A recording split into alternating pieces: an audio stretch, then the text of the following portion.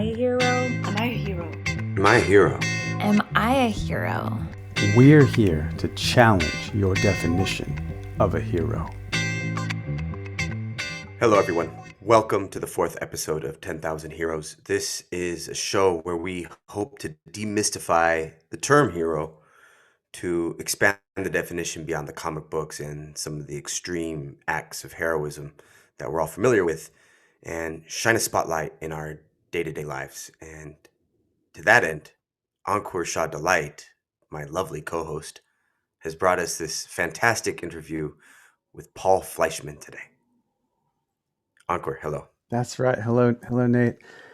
Yeah, what can we say? Paul Fleischman, we talked about wonder for most of the time together, and it was, wonderful, clearly.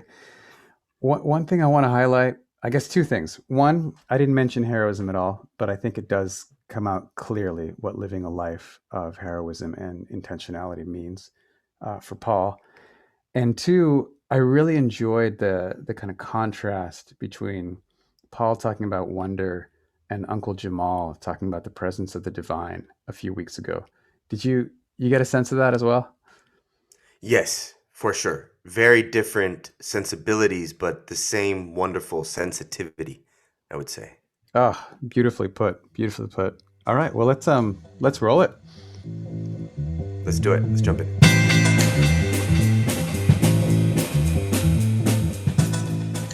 Well, I'm so happy to be talking to you, Paul. And just in the brief conversation we had, which you started, regaling me with such beautiful stories before I could even hit record. And I hope I'll be able to get back to that soon. But I wanted to talk to you a little bit about wonder, which is something you mentioned a little while ago. And maybe if you could just tell me a little bit about your relationship, both personal and professional, to this notion of wonder. Yeah. Well, I think almost everyone agrees that almost all children have a sense of wonder. It seems to be something like almost every human being can speak a language. And so language capacity is built into us.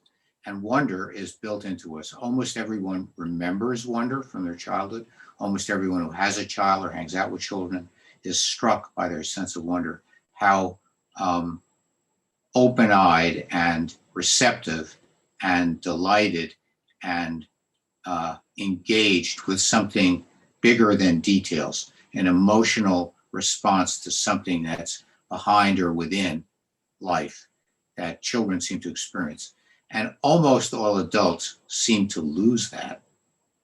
So it's almost as if we were all living in a culture, like we all start out speaking and we're all verbal and we all, by sixth grade, we can write essays. And then by the time we're 18, we're illiterate, grunting and throwing sticks at each other. So that's what seems to happen to the sense of wonder. So there has been, I'm not the first person by a long shot, there has been a lot of concern about what happens to the sense of wonder.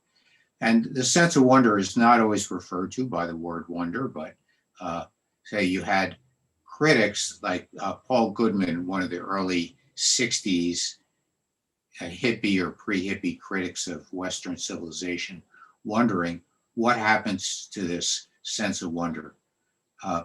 Other psychologists like Maslow, who was a famous humanistic psychologist of the 60s, didn't exactly focus on the word wonder, but had that feeling or that concept of why this is lost, how this can be sustained, why it isn't sustained or valued by our culture. So there's a long history of precursors to this, but it's still not a major concern or major question.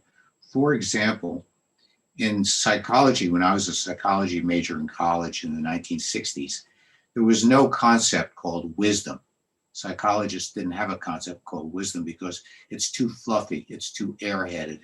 What is wisdom anyway? My definition disagrees with yours. So it wasn't considered a valid field for psychologists to do research in. But today that's totally changed. Wisdom, people struggle to define what it is, how it starts in human development, how it's maintained, how it's lost, how can it be cultivated, how can you measure it, how can you know whether you have it or your friends have it, how can you get there if you don't have it. So wisdom had become a validated field of research. Wonder has not. So it's still an area in which we kind of flub it. We kind of let it disappear.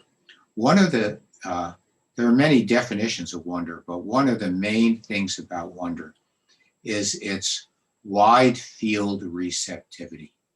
A person in a state of wonder is receiving a lot of information, a lot of signals, a lot of sound and light, you could say, through multimodality. That's what when we say I was in a sense of wonder, we mean I was listening, I was seeing, I was feeling, I was alive through multiple channels. Okay, so when I think of wonder, I think of it as like an internal mental state that you're connecting it with kind of extrasensory perception in a like enhanced sensory perception. Is that? Yeah, enhanced sensory perception. But of course, it could be free of that too. But generally, if you ask people, hey, have you ever had a sense of wonder? Tell me about your experience. When did you feel a sense of wonder? Almost instantly, a very high percent, maybe 90% of people will say something like, oh, when I stood on the rim of the Grand Canyon, or oh, when I saw those big Douglas fir up on the Olympic Peninsula. So people very commonly associate it with nature, outdoors, expanded sensory and cognitive and emotional awareness. So it would be slightly different than totally internal. It's usually an internal-external dialogue and interreactivity. Yeah, the connection between the internal experience and the context. Yeah. So one of the things about it is it makes you a terrible employee of an economically driven.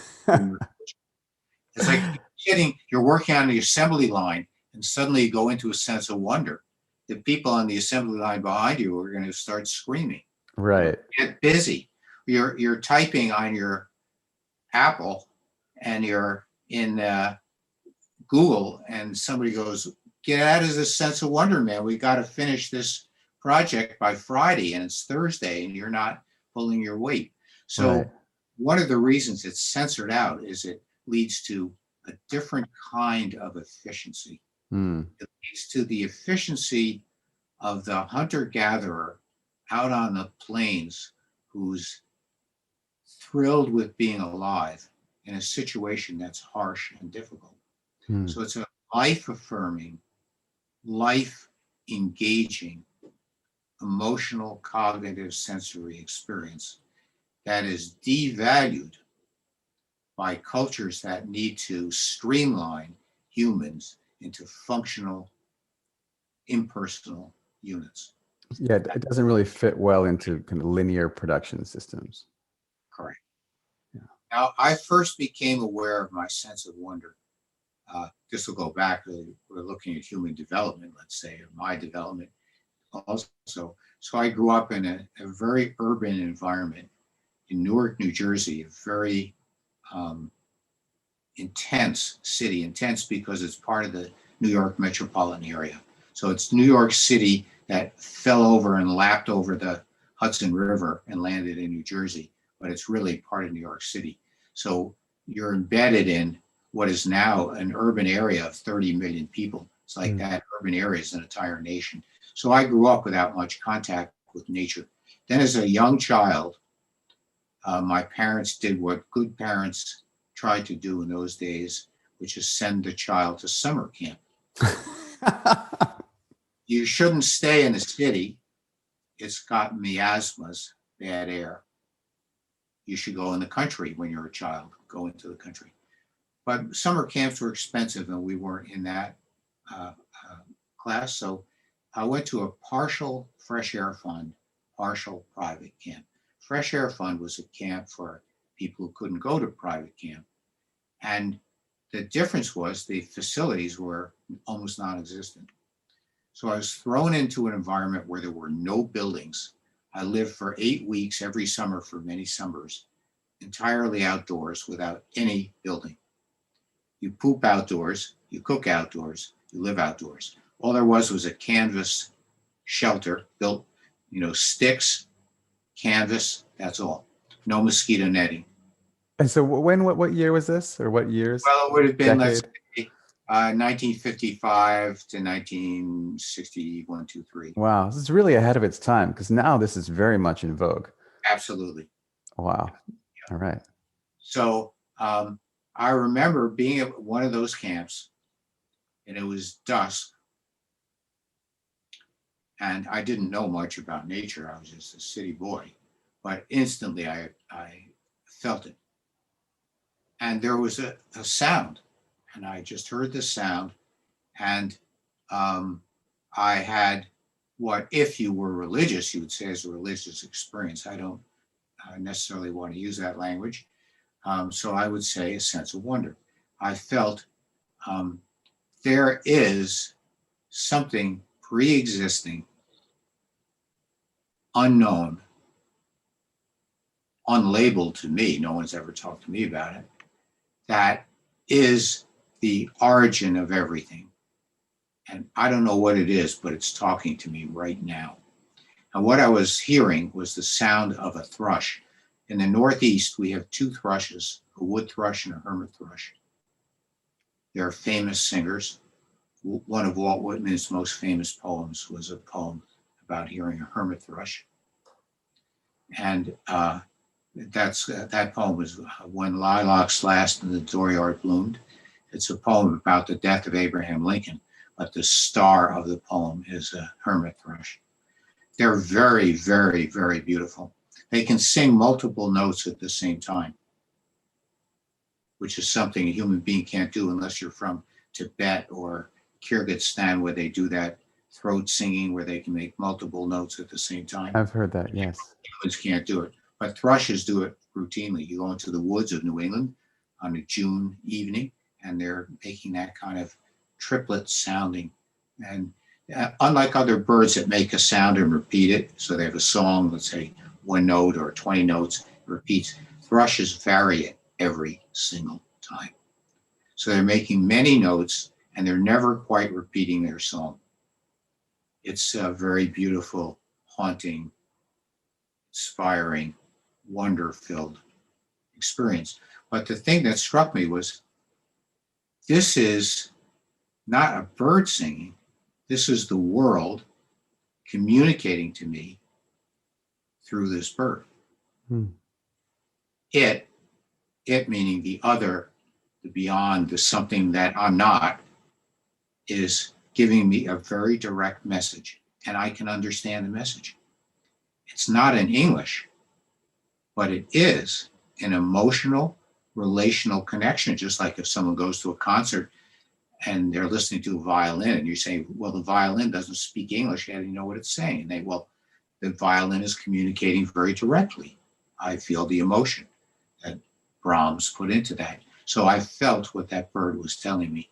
That was the beginning of my awareness that wonder is the vehicle of knowledge by which the world can inform me about itself, and through which I can learn about the world. And that became a long-standing interest of my life, and kind of a puzzle of my life, and kind of a pleasure. And so then when I retired from being a psychiatrist, I spent some years focusing on this concept. What is wonder? What am I feeling when I say I'm feeling wonder? So once you use a word, you kind of destroy a phenomena. So it's wonder.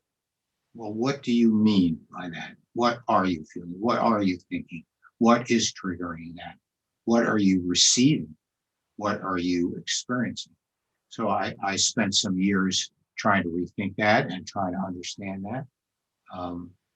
And of course, there's a huge commentary in the world literature, starting with Socrates, going up through one of my big heroes, Herman Melville, who heavily focused on the sense of wonder. If you go back and reread Herman Melville, not for a story about a whale, but what is he talking about? He's talking about the sense of wonder very repetitively, and uses that concept very repetitively.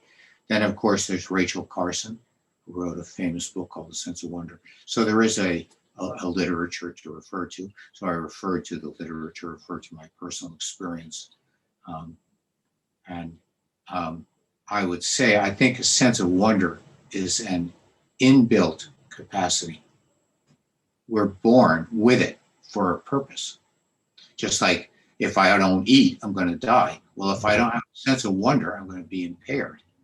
So yeah, what is that purpose?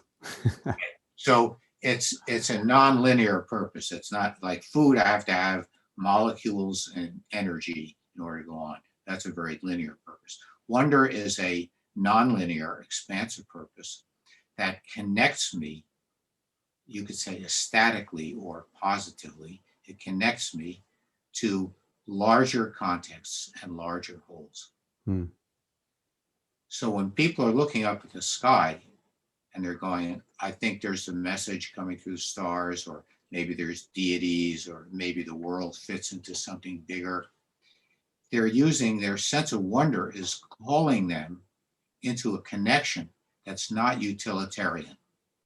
It's not like, which lichens can I eat for breakfast tomorrow, or how can I kill a rabbit so I can get some protein? Instead, it's, what does this mean? What is this about? What information is coming to me that is non-immediately useful? It's not about food, shelter, and procreation. And so wonder is a receptive organ. Like I have ears, so I can hear vibrations. I have eyes, so I can see light waves. And I have a sense of wonder, so I can receive larger, complex messages from larger, more complex systems. It makes me attuned to a different aspect of reality. Yeah, I mean that is totally resonant with my experience, and for me, I really connect it with my ability to access what I call creativity or kind of messages from my highest self. Is that something that you've? It would be in a similar category. The difference about wonder would be this, that it remains an undefined, non-delineated, continuously renewed receptive field. So if I give it a name, if I say, well, that's God, whoops, that's the end of wonder, because I know what it is. It's God. He's 6 feet tall. He has a beard. He doesn't shave. He's of a certain ethnicity. Yeah, He didn't write that book. He wrote this book. You're wrong. He didn't write that book. He wrote this one. So yeah, now I've got it in a pocket. I've got a definition, and I don't have to think about it anymore. I got the answer. right. Whereas wonder, by definition, are those experiences where instead of getting an answer, you get a come on. Which is why some of these mystics, they refer to it as the mystery. I think to avoid falling into that trap of destroying the experience through labeling it. Yeah. Now, I do use the word mystery, but I feel a little guarded about it because mystery is sometimes used to imply that it lies outside of the realm of scientific thought. And I consider myself to be a person in the scientific worldview. So I don't want to say, well, it's intrinsically not related to science, it's mystery. So that's a negative connotation I don't like. So I stick with the word wonder, meaning, well, I don't know. And if you keep asking me, I'll keep saying, I don't know. I don't know. Let's look again. Let's look again. Let's look again. Yeah. And so that's compatible with scientific understanding. It's compatible with artistic understanding. It's compatible with spiritual, non-organized religious understanding. It's constantly, always tripping up any crystallized answer and re-expanding into better re-examine it. Beautiful. So even before that question about what is the purpose of wonder, I have to admit, and maybe it's because of my own experiences and background, I'm totally sold. You've done a great job of selling wonder. And I mean, it's been something that I've wanted to create in my life for many years and wanting, prioritizing, okay, how do I access this? And so that's something that I would love to share. My goal for this podcast is for each episode to hold a seed or to plant a seed that could really change the listener's life if they chose to engage with it. So to that end, have you studied, or can you share with us the technique, like the very practical day-to-day techniques of how do we how do we increase the probability or the likelihood of accessing wonder in our day-to-day lives? Beautiful, beautiful. Yeah, that would be one of the great projects I hope humanity will reorient towards, but I can't say I'm optimistic it'll happen, but let's give our little 2 cents to it. So I would say the first thing is you want to be aware that this is a possibility and this is a recurrent possibility. This is an available source of well-being or happiness or goodness or some positive experiences in life. Yeah, wonder is available and it's accessible. If you don't make that statement to yourself, you may stop looking for it, or you may be cynical, or you may not remember. Then the second step is, where have I already experienced this or something like this? Because as I said, if you're talking about 3-year-olds or 5-year-olds, they're experiencing it very frequently, I think. And most people think, because if you push them, well, where did you have a sense of wonder? Pretty soon, people will go back to their childhood. And pretty soon, people go back to the sense of nature. So the first step is being aware. Yes, this is real. You can have it. Real, authentic, psychological psychiatrist, non-New Age, non-salesman, say it's there. The second thing is remembering where you had it, relocating your early experiences, which will be a key to what you resonate to. For example, I once gave a talk on wonder a number of years ago, and someone was annoyed. They said, "You didn't mention the sense of music." Very good, thank you. So I made a mistake, because music was not as important to me as, say, nature was or literature was. I'm very bound up in studies of nature and literature. But for that person, it was different. So you need to self-reflect, because for that person, they had to go down the path of remembering their musical experiences. But I won't get too much out of that path, because it wasn't as important for me. I had no training in music, can't read notes, don't play an instrument. So the clues are already there in our own lives. And your own clues are there. Yeah. Yeah. Okay. Then you want to see if you can find which have already been pay dirt. Like for that person, it's music. For me, it's nature. Someone else, it's poetry. Someone else, it's mathematics. For some people, mathematics is torture. Other people, it's a source of wonder. Yeah. So we can't give a single pathway paradigm. We have to allow people to utilize their origins, their experiences.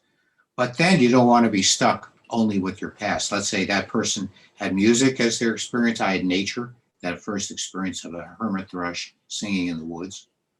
But you don't want to get limited to that. So, for example, after nature, I found literature to be frequently a source of wonder, although mostly it isn't. But those particular authors who can evoke it in oneself. I was just reading a book by a friend of mine who sent me a manuscript to read, and he's quoting William Blake all the time. William Blake is one of the pinnacle anchors of the sense of wonder in Western literary culture. For me, he doesn't do anything. I find him, well, he's so from the past, and he's got rhymes, and he jingles along, and it's so British. It's not for me. But for this friend, that's the royal road, is William Blake. Yeah. If you write a chapter and don't start with a quote from William Blake, you're not getting to the sense of wonder. So you have to know yourself, but you have to allow yourself to expand into these new avenues by noticing when this is kindled into your life and revived. Then you have to start forming a life that will refocus you on your personal avenues. For example, if you say, my love of nature is what gives me a sense of wonder, but I'm going to take a job at Google in Manhattan. They've got a new big office in Manhattan. I'm going to work there. Well, it's a questionable choice if you're out to experience a sense of wonder, and you've just told me that your sense of wonder rests on experiences of nature. But if you tell me your sense of wonder rests upon concerts, maybe Manhattan is a great place to be. Mm-hmm. So if you're really treasuring this aspect of life, which I do, I think it's the best thing in life, the number one thing in life, then your lifestyle can't be randomly connected to this. It has to be tailored to reconnect with this aspect. And this aspect, again, is a changing thing in itself.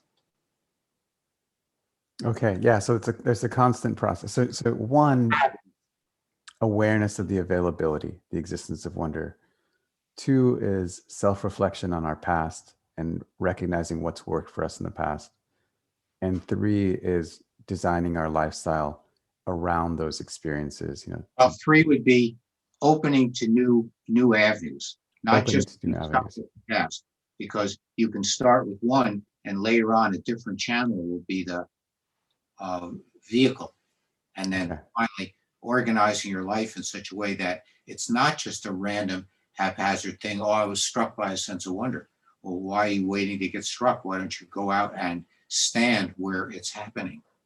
Right. For people who are so active and so conscious and so planning in all these other areas of our life, Exactly. why not bring that same intelligence and prioritization to wonder? Exactly. So if you want an intimate partner when you're a young person, you go out and seek that.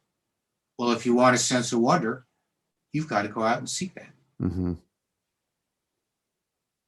Yeah.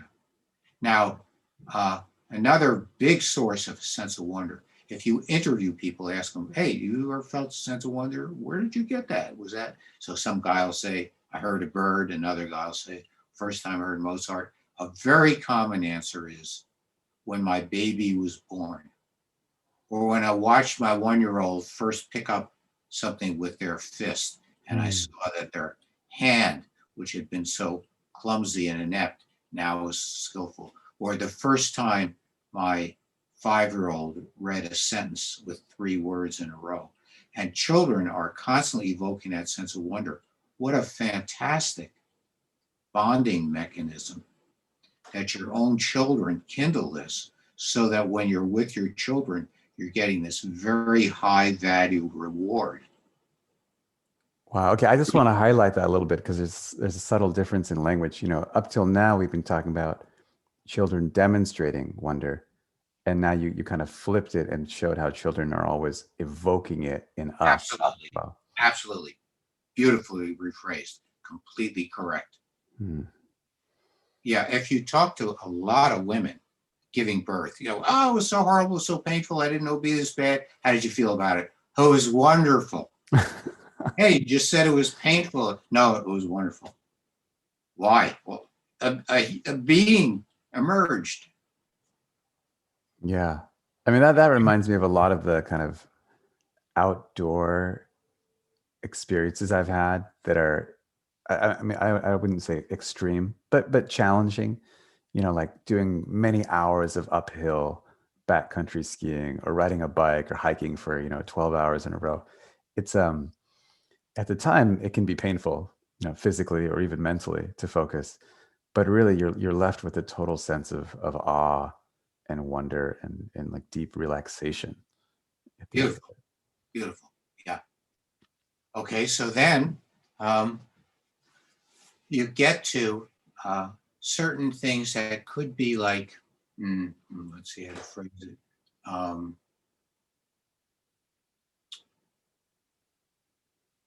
Routinized, addictive pseudo wonder. Routinized, addictive pseudo wonder. So you find a channel that is a payload for you. It makes you feel fabulous. You love it. And then you hyper focus on this, and it becomes a singular channel that is not going to encourage you to keep increasing the number of channels you can receive this on. So in the life of wonder, the more channels you have, the more you're going to hear of the music.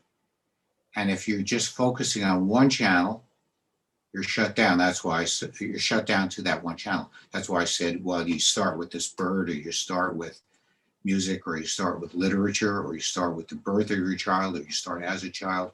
But you wanted to define it and label it so you know where to find it again, but you don't want to get trapped in it. Right. There's a trap there. Do you have an example to illustrate this from your maybe Sure. from your own life? Yeah, I would say a lot of outdoor activities. You were using that, and I have a very similar feeling. Though now I can't do it anymore. But we used to be very big cross-country skiers. That was, in fact, that's the reason we live up here in this miserably cold, and gray, and rotten New England. Is that it used to have very good snow cover before we conspired to ruin it through climate change. But so we used to cross country ski a lot, and it's a very ecstatic experience for sure. But after a while, it begins to get quite technical about oneself.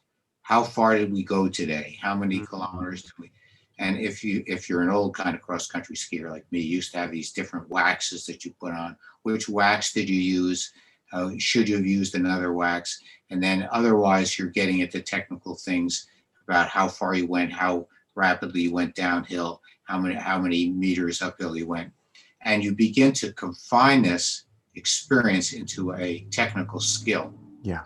And this numinous, indefinable, cognitive, emotional, spiritual, sensory, holistic receptivity in relationship to bigger wholes begins to shut down and become more a technical sport. Yeah. Not that that's bad, and I'm not condemning it, but it's just not the same thing. Exactly. And so the way I hear that is that there's other parts of the mind that are getting involved. Is that? Yeah, more, it's being dragged into the arena of skill, competence, competition, attainment. Those are not bad. I participate in all those parts of life, but they're not the same thing as wonder. Yeah. Yeah. So that combined with what you said about the children earlier brings to mind another question that I had even before this call. I was like, oh, I want to ask Paul this. What can you tell me about the relationship between unconditional love and the mind, or what's going on in our minds?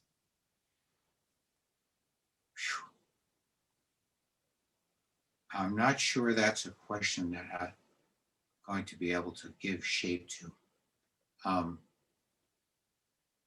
When we're receiving unconditional love, if we're still in a position to receive it, we may not be in a position to receive it. Let's say we've been broken by terrible life experiences, skeptical and cynical and bitter. We can't receive it.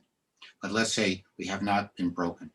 So we're a relatively less damaged person, or a younger person, not yet assaulted by life. And we can receive this uncritical love that's coming to us. Then there are setups in our nervous system whereby we instantly begin to use the part of the mind that the other person is using. It's a concept called mirror neurons. It's a commonly quoted part of modern thinking about neurology. So, for example, if I'm an empathic person and you tell me, oh, I had a very sad thing, somebody, my good friend just died, and you're looking very sad, then I'll go, oh, Uncle, I'm so sorry to hear your friend died. And if my brain is being studied in an MRI and your brain is being studied in an MRI, the parts of your brain that were being used when you said, I feel so sad, those parts will be stimulated in me when I'm empathizing with you. So when we're receiving unconditional love, we're receiving a brain setup. That person is helping us feel, then we're feeling in relation to what they're helping us feel, and we're feeling in relation to what they're feeling. So we're actually being induced or inculcated to change our nervous system to give and receive this unconditional love. And a person who's gotten more of it will have more of it to give. Now, that's kind of different than the cognitive mind. Yeah, that's a little bit different than my question, but it's fascinating. And I'm someone who's thought a lot about Gandhi, Martin Luther King, nonviolent civil disobedience. But the connection you just made, so, in kind of Martin Luther King or Gandhiji's ideal, some warrior of light, or, satyagraha is faced with someone who's being violent or wants to hurt them. And they'd be like, oh, you should just be true to your beliefs, be loving, be embracing of this energy coming towards you, which is, I think, wonderful from a spiritual perspective. But you're saying that there's like a psychological reality or a mental reality underneath that attitude of unconditional love, just the other person receiving it, it's in fact contagious and may change what they're. It literally can change the brain of the recipient.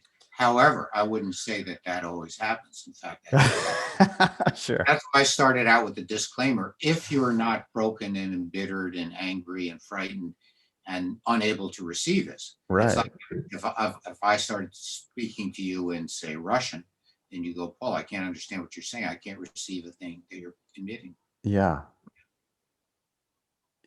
Wow.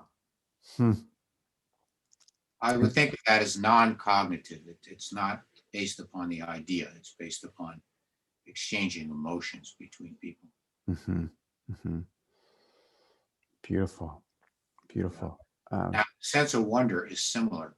Some people can convey it in a way that's infectious. So we say something like, I said, when I read Thoreau, I got a sense of wonder. I mean, the guy's been dead for more than 150 years. He's still talking to me, and he's effectively reshaping my brain. Yeah.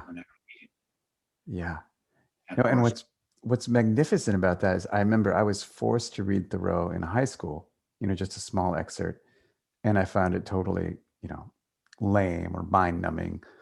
And then I read it in a class in college, and it totally transformed my life because I was open to it. Yeah.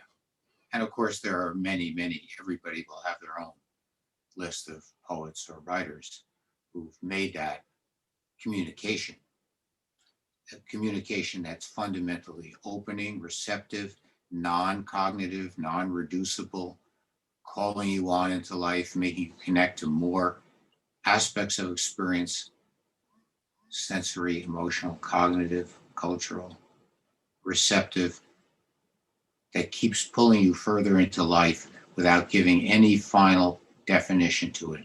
It's not religion. It's not got a single answer at the end of the pike.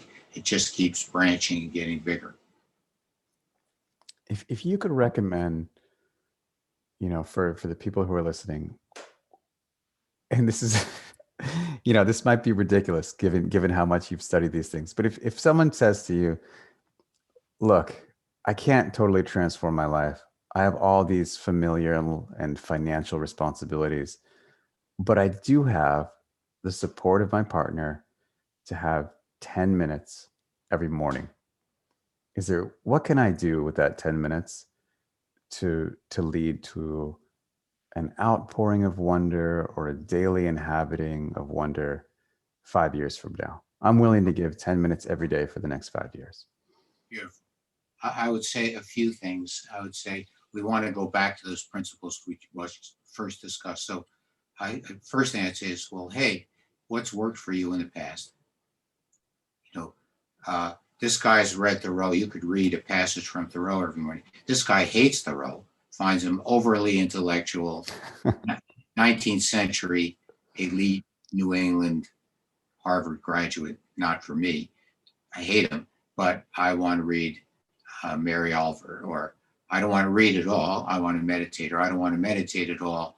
I want to sit in our backyard where there's a big pine tree, or I want to watch my kid.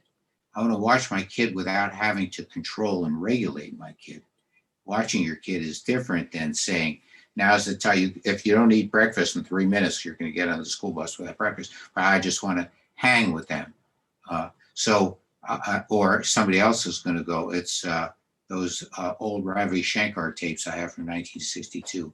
I put those on, and it all opens to me. So we need to know who we are and what works for us. And then we need to keep the channels open. What worked in the past, we don't want to be stuck with that. We want to start with that. But I'd also say to that person, So it could be watching your child, it could be listening to music, it could be reading your favorite passage, it could be meditating. But also, I would say, can we please ask you to shift your paradigm? Get rid of some of those 10-minute units. So your time is very limited. I accept that. I don't see that that's a problem, because realistically, most people do have to wear the harness. But let's change the paradigm so sometimes you have a whole weekend, or sometimes you have a whole day.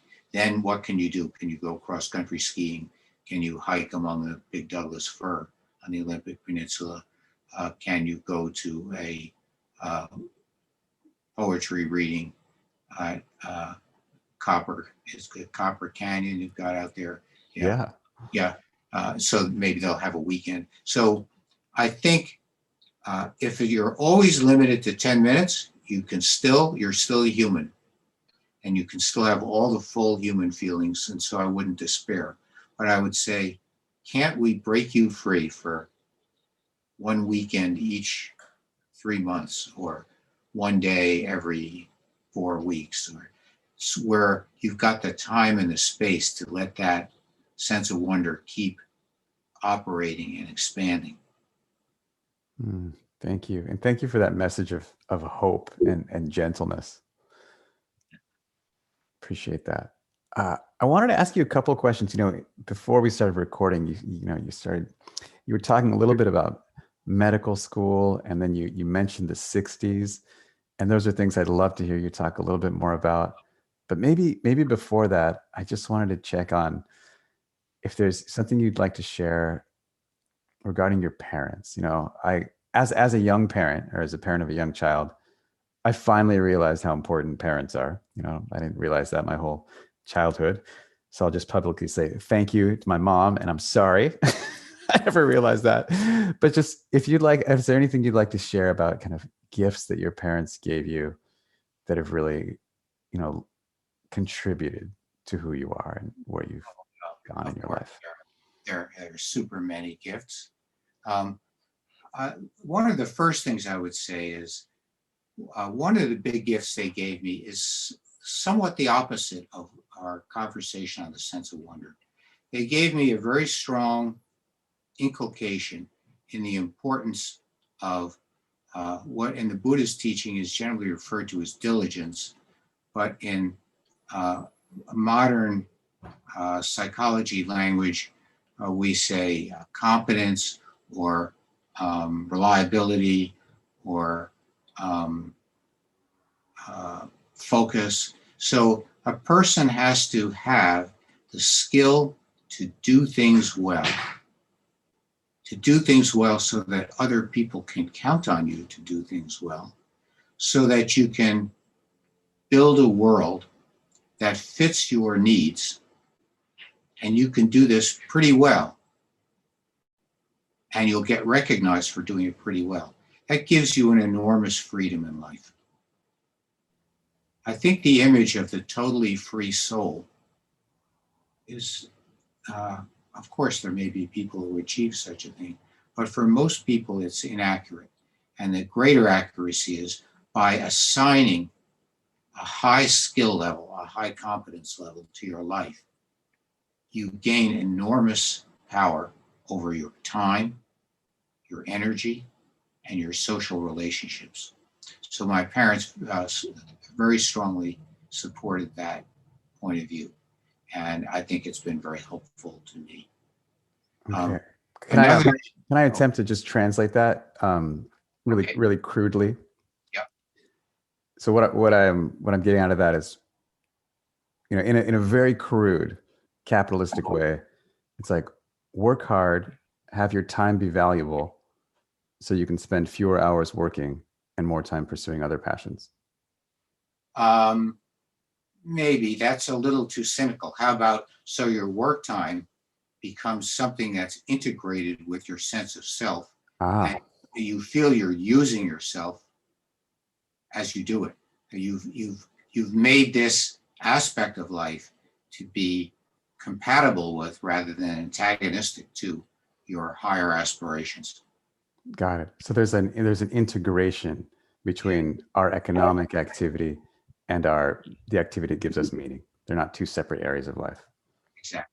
They may be at times divided, at times in conflict, but there's a strong, what's more inspiring than you read about there's some Nobel Prize winner, they're 80 years old, and what are they doing? They get up and go to work every day.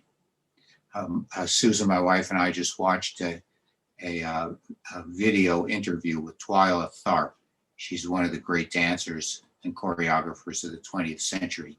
And she happened to go to Barnard College, where my wife went to college. So we feel some kind of, alumni connection to Twyla Tharp.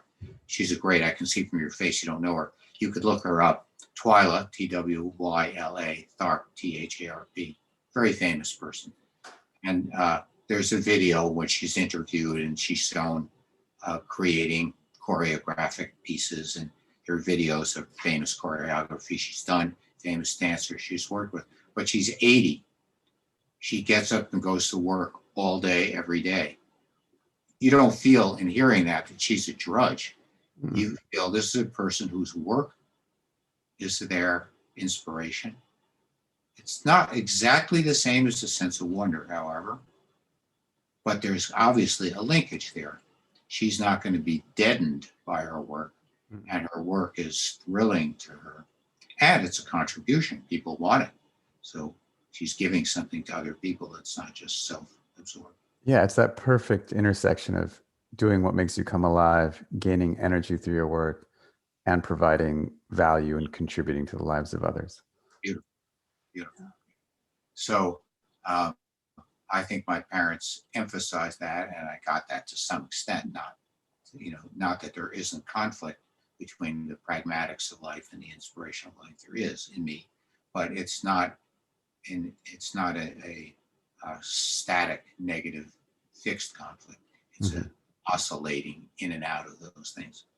Another things, a few things they gave me. My father was very funny.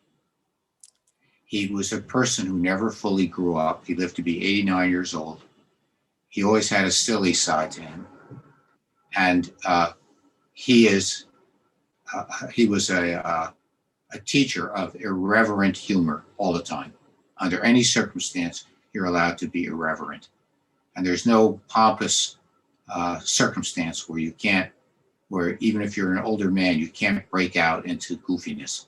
That was a great lesson. And I know it was a lesson he gave powerfully because my brother, who's older than I am, is the same way. So wow.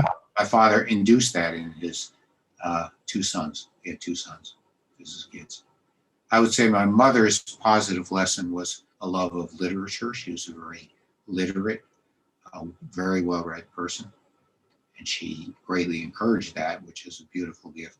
Literature is a repository of a great many of the most uplifting and valuable things you can think and feel as a person. So, but nevertheless, I would say in my life, it's important to know people of subsequent generations like you should know. When I grew up, for example, this horrifies my wife. We're exactly the same age, but because of so much gender dimorphism in the late 1940s, I was born 1945, so I was alive in the 40s and in the 50s. And one of the things I had to do in elementary school, and every single male in Newark, New Jersey had to do in 1950, 51, 52, we had to learn to march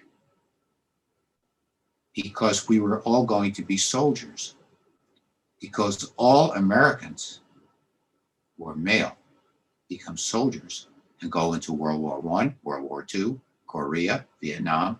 America was constantly preparing for war by inculcating military values into its male children. And that was still going on when I was growing up. You look puzzled. So you lucked out that you grew up in an America where you didn't assume that you had to go into the military. Then along came the 60s, so-called, which don't actually correlate 1960 to 1970. They correlate with an epoch that's fluctuantly from 1960 to 1980, let's say. Hmm. And those values were not just disrupted, but challenged, aggressively challenged by what we call the 60s, which dismantled not militarism, we still have plenty of militarism, as a pocketed institution, but it did disrupt the militarism of the psychological institution. So I feel I was, to some extent, liberated by the 60s. Of course, the 60s stands for many things, many goofy things, many misleading things, many self-harmful things. I'm not blindly praising it, but I'm saying there was the power of the experience of World War II lingered as a penumbra, a shadow that kept going forward with the times. And I was born in that shadow. And so the 60s were a fabulous gift to me and to tens of millions of other people, liberating us from the constrictions, the hatred, the fear of the past, or partly liberating us, to some extent liberating us from those things. So by and large, it had a positive effect on your life. Very much so. Now, another aspect of the 60s that was really great for me, this is something I like to talk about, but it's not remained of great interest to younger people, so I'm glad you're interested. When I was in college, I studied India. It was an intellectual enterprise. Here's a foreign country that's interesting, study it. But when I got to medical school, I was given a chance to apply for a fellowship to study medicine overseas. And I applied to study Ayurveda in India. And that's how I made my first trip to India. And that was definitely a 60s generated American fantasy, which I fulfilled and which obviously radically altered my life. Yes. Because I've been to India a dozen times and studied a great deal about India and meditated in India and helped bring meditation back to the West. So that was a very great gift from the 60s. Wow. The creation of global culture, cultural fusion, and cultural mingling, and the opportunity of people from one culture type to absorb aspects of another culture type. Beautiful. So I have one more question, and we don't have to air this one if you want, or you don't have to answer it. But I would be remiss if we're talking about wonder and we're talking about the impact of the 60s to ask, what your opinion is, or if you want your experiences of the relationship between psychedelics and wonder. Okay, well, that's a great question. Let's see how to answer it. Because I made this turn into meditation,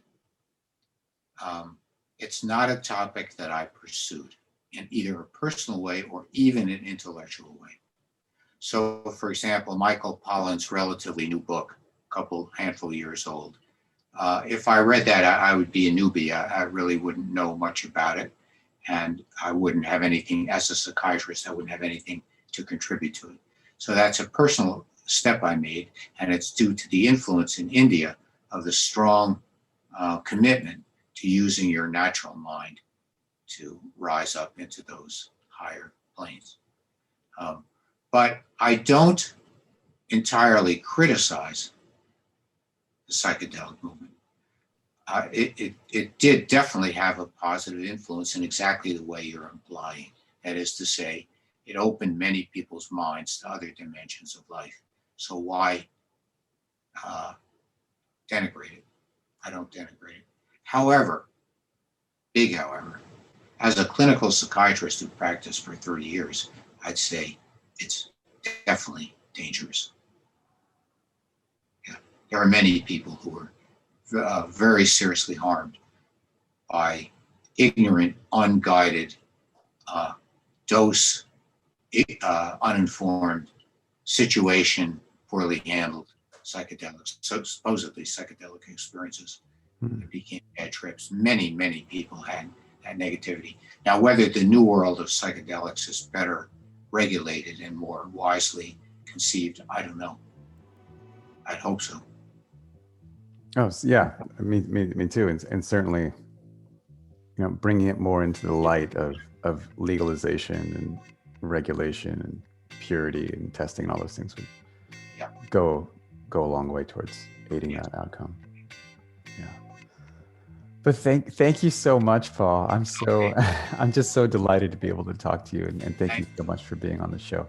Thank you, Anchor. Great questions and great emotional connection. Thank you very much.